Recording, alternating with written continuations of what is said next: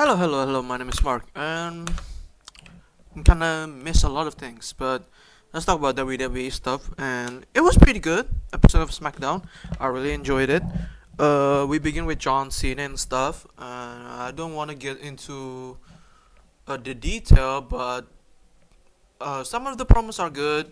We're talking about John Cena, like uh, why he doesn't have kids, and then I raise all your kids for the past 20 years, which is good stuff. And then Randy do the promo about stuff. I don't remember what he said, but do you remember what we've been through together? And I'm going to put clip of how this man just destroy uh, John Cena's death, and then how he's almost killed John Cena a couple of times.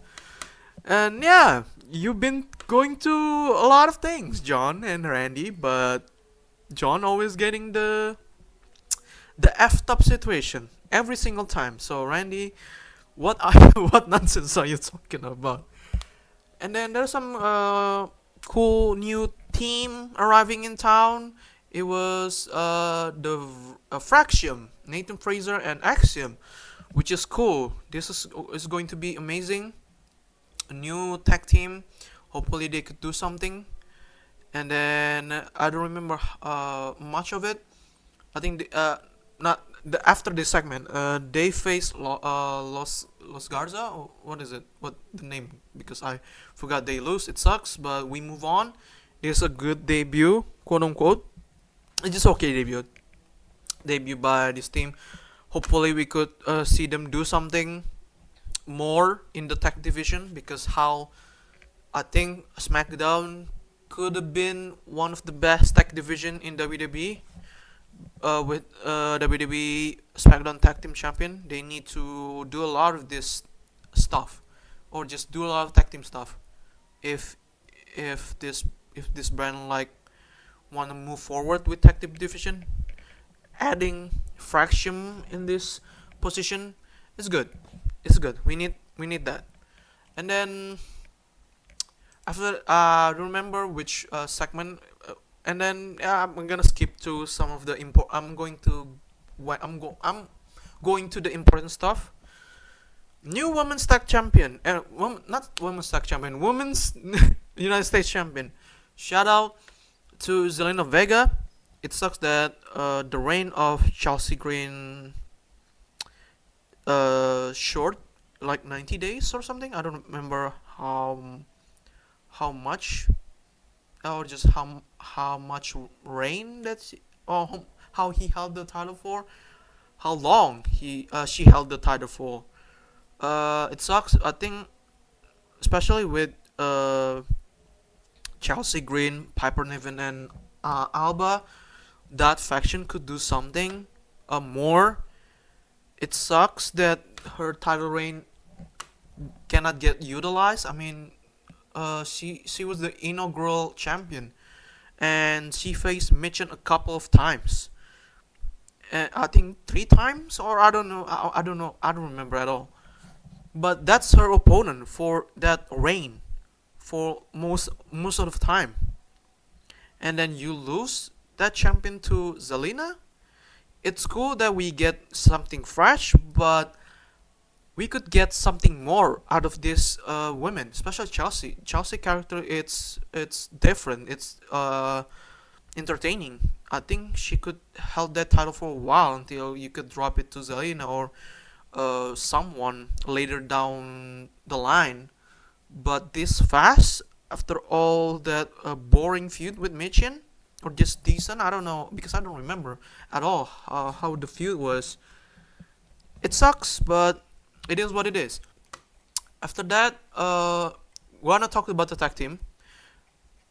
We're gonna skip some of them. Yeah, the return of, shout out to the couple of Aleister Black and um, Tommy N or Aleister. Shout out to both of these guys. Zelina won a championship. Her husband is returning from the depths of hell of AEW. It is awesome to saw Aleister Black back in WWE, not AEW, sorry. Hopefully this time around, with Vince is gone, hope we could see something new, something different, something memorable. Because I think Aleister Black, when he was in NXT, one of the best character, dark, like in the semi Undertaker way, but not in the Undertaker way, just dark, demon kind of like character that not using any spiritual, just his abilities, just fight. And to sum it up, with sum it up, and I agree with Mr. Wade Barrett, Stu Bennett, that he is one of the best striker in the game. And with the feud with the Miz to start his career, it's to me it's okay, I guess, because I think we need to put some respect on the Miz, because I think he's going to put over Alistair. If you remember in AEW, the one who put Malachi, not Alistair, it's Cody Rhodes. So hopefully in the future we could see Alistair versus Cody, because they had the history. If you know, you know. Again in AEW, to start off his return, it's a perfect match to pair up Alistair with the Miz. Hopefully they could bring a story about Alistair, and then Alistair bring up the story about the Miz. So yeah, hopefully they could bring something. And then after that, what is it? Yeah, this is like the first segment, if I remember. I don't know. Uh, we start up with, oh yeah, before we go into the United States champion. Okay. And then we saw Tiffany. Sorry, we saw Tiffany like doing her promo, like I beat Charlotte and blah blah blah. Do you remember? Jade came, and then like you're the best. I don't remember her words specifically, and then she kind of challenged Tiffany for a match, and then Tiffany, this is a good character, and kind of like a face kind of character. Like yeah, Tiffany supposed to be heel, and she probably should say no, but this like after everything, and then people put her over, and now she became a natural baby face. I think she could still be a twinner character, in my opinion. She should be like a twinner character, but her feud with Charlotte cemented herself to be a babyface character. Now she said yes, I would like to face Jade Cargill right now, and then they had a match. It was a good match, I think. I don't remember specifically the match went, but it was a decent match. They put, and then that cartwheel that she do, and then Jade countered it with the powerbomb. That shit was beautiful than a motherfucker. And then after they put up some good match, and then they got attacked by Naomi. By the way, I'm gonna give a little bit of just of clip. This one is terrible. By the way, I felt like she they had that unfinished business, but the way how she attacked Jade, it's so funny. I'm gonna give like a couple of seconds of it so I don't get copyrighted. Look at this. Skip it. Look at this. What the hell is this? What the hell is that? What the hell is that? What is wrong with Naomi? It was bad. It was really bad. Oh my god, I'm just laughing when I saw it live. It's just horrible. What are you doing, man? But after that, after kind of like Tiffany trying to save Jade, and then he kind of stare at Naomi. I could see that feud happening in the future where Tiffany is going to be Naomi. I hope they do it. I think they could put a solid to banger match.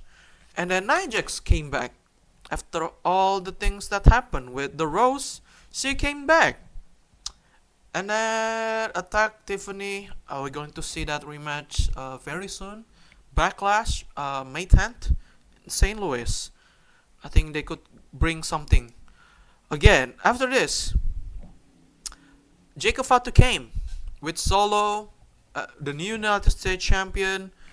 He walked out the ring, gave a solid promo. Solo kind of give like a promo, and then like he's the reason why Jacob becoming the United States champion. Talk a lot of bullshit in my bullshit. And then Jacob like when he talk like this is why the reason he's the champion. If you look the clip, my man staring at Solo menacingly, is side eyeing him with like what the hell are you talking about? And then he took the mic from Solo and talk about I'm the most wanted.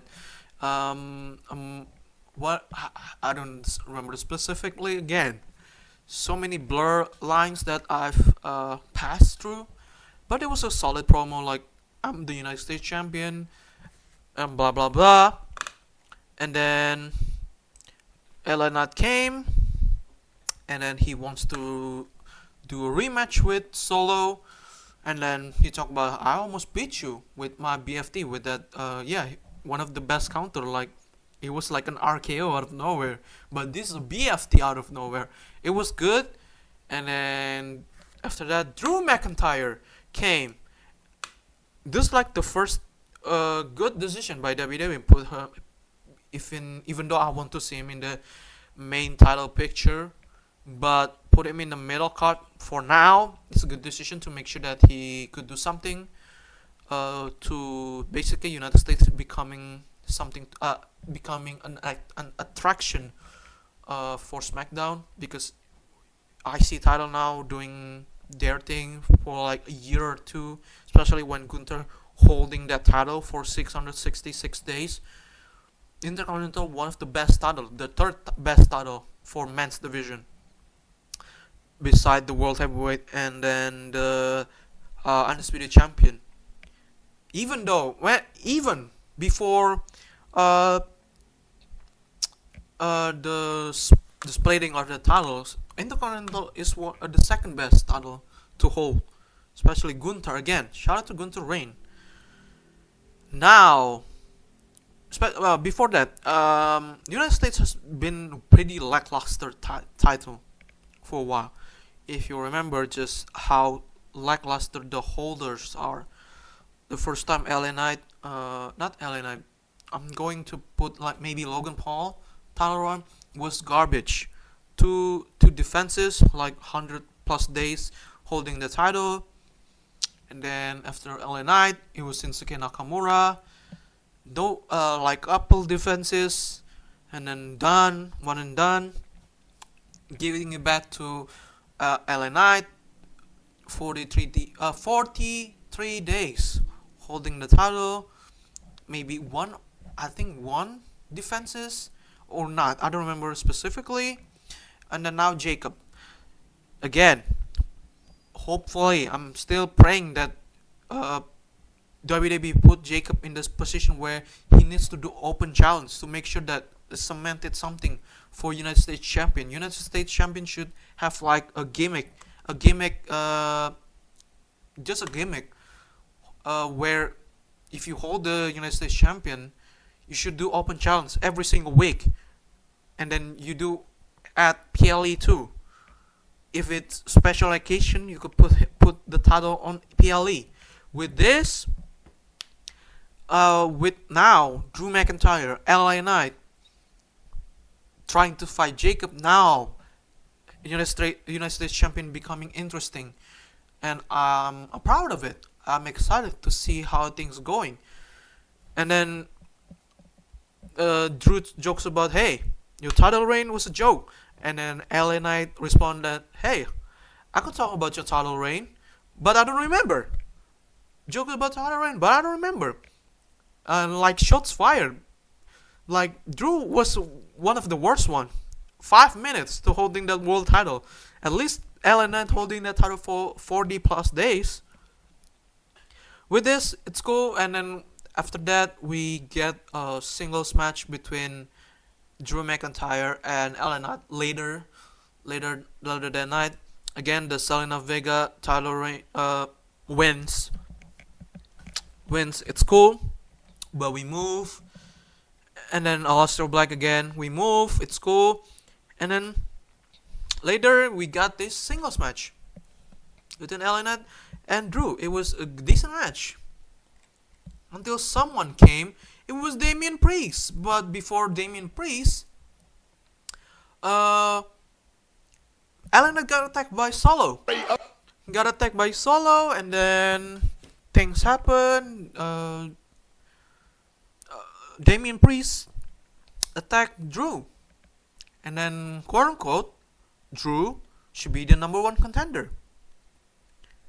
After they fighting, LA Knight came face to face with Damian and say, "Hey, you cost me that title match. You cost me the match," and blah blah blah. Jacob flew into the middle rope doing a tope suicida, and then they attack everyone. He attacked LA Knight. He attacked Damian Priest.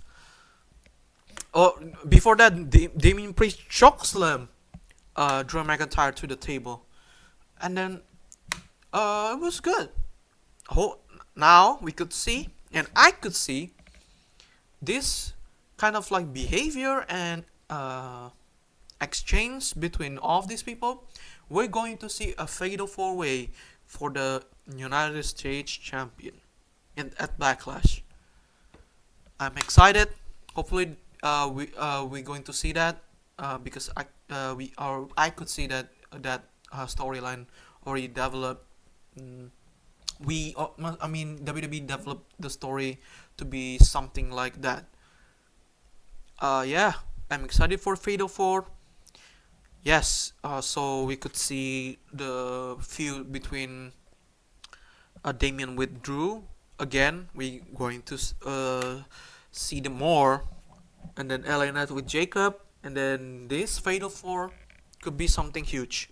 So yeah, maybe after the feud, we could see that breakup with Solo. I don't know when, but I think it's going to happen. If that feud's done with Solo or whatever, LA Knight and the others, please put Jacob every week at SmackDown and do open challenge. Like, prove like, make this character of Jacob to be like, I'm a fighting champion, I'm a most wanted. If you want some, come get some. Like type of John Cena like talk, and we good. And then there's a go funny segment between John Cena and R-Truth. It was funny, like this man like proud of John Cena, like I'm growing up to be like you, or whatever the line. Yeah, it's funny. And then John Cena like, all right, move along. And then I think it's Jimmy. Jimmy came and they, hey, what the hell with John Cena and stuff? And I'm like, Arthur said, if I'm growing up, I'm becoming John. God damn it, I forget the line. When I grow up, I want to be just like him. In that line, paraphrasing, and like, you're already grown up. It was funny segment, and we move. And the TLC, man, oh man, this TLC match was banger. It sucks they chose New Day and Viking Raiders instead of this match. This match was banging. It was a lot of dramas and a lot of things happened. They recreated some good spots with the table and the ladder, and then hanging up in the holding the title, kind of like, and then got speared. An Edge, Jeff Hardy spot, and then my man, god damn it, Montez Ford held some prosthetic leg from someone, and it was awesome. And a lot of things that, yeah, they won. This should be in the WrestleMania. I'm sorry, this match could have been banging. They could have like uplift the WrestleMania night 2, but instead we get nada. We get some raw type of match for night one. This could have been something, bro. This could have been something. But it was cool. And yeah, I think Backlash could be something good. Even though this is like a B show, I'm excited to see how they're going to put this card. Hopefully, they put the Women's United States Championship match or the Raw Intercontinental Championship between Lyra and Becky. I don't know. There's so much thing we could see at this Backlash paper PLE. I mean, premium live event. So yeah, that's what I think about the SmackDown. This SmackDown is a good show. It's the new beginning of just new beginning of something good after the whole debacle that happened at WrestleMania 41, night 1 and night 2. Bring the game, bring the A show, bring something good, hopefully. And yeah, shout out to everybody. Thank you so much for watching. Like and subscribe. Goodbye.